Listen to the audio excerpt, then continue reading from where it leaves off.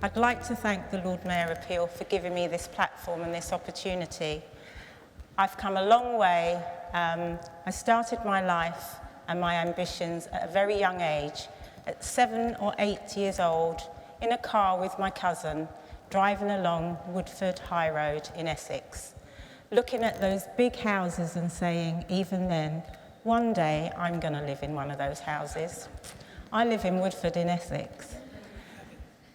I went to a school, an all-girls school, and it was the type of school the teacher taught you if you wanted to learn. That's assuming the teacher even came to the class, and when they did, it just took one person to play up and the teacher gave up on us. We were a hopeless case.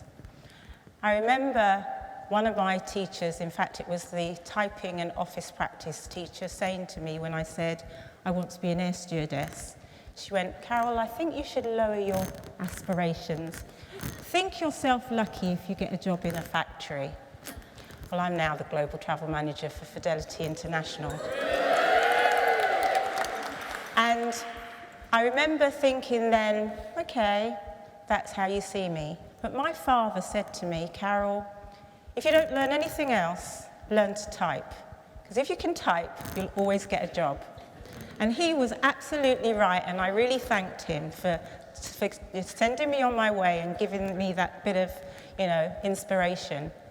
And I left school in my school uniform, and I went to Victoria Station. I have no idea where I went there, but I heard about an agency called Churchill Personnel.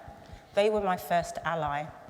I did my obligatory 30 words per minute, everyone remembers that.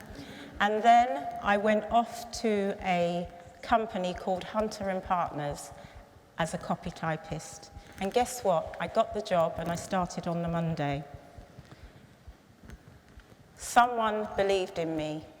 That was my first ally. I went on from being a copy typist to a PA.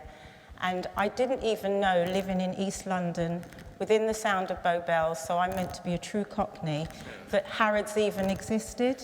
But there I was, in my skirt that my mother had bought me, my bow tie, shoulder pads, my little flat heels, and my £5 a month pass that got me there. And I moved up, and I ended up in the city.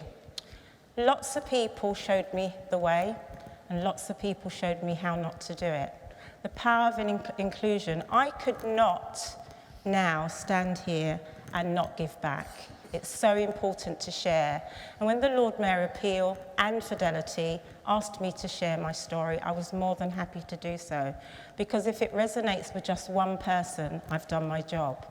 As a result of that, 2 years ago, I started an apprenticeship program. I didn't believe that money should be a reason not to do it.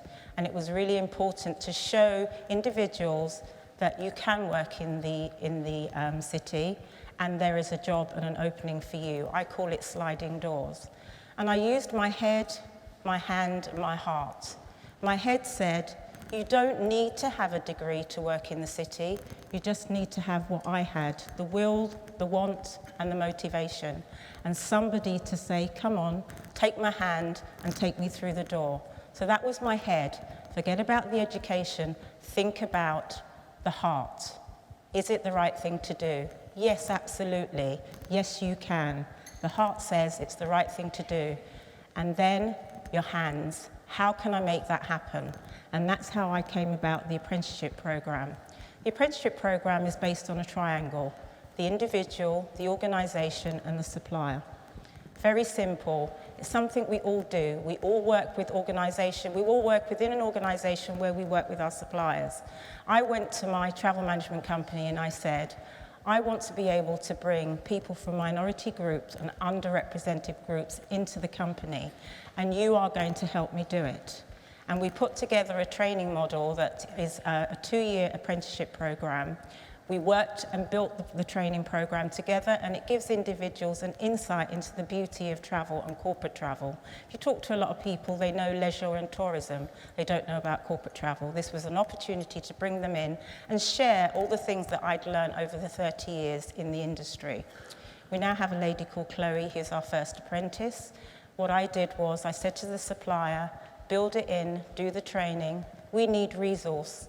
I got my company to commit that they would support, cost them no more than they're paying today. The commitment is that one of those resources will be an apprentice, hence why we have Chloe.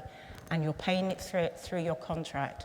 It's all part of the supply chain. They come through the door, so it's working with your suppliers as an organisation making the commitment, and as an individual, the heart showing that you care.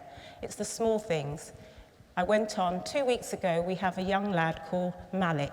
He has autism. Malik is now training to be a chef. Just looking at a different way of doing things. The heart again. We care, identifying, bringing them in. The power of inclusion. We can all do it. It's small steps. I call it my chocolate cake. Small bites, small bits at a time. You can eat that whole cake, but you don't have to do it all in one go.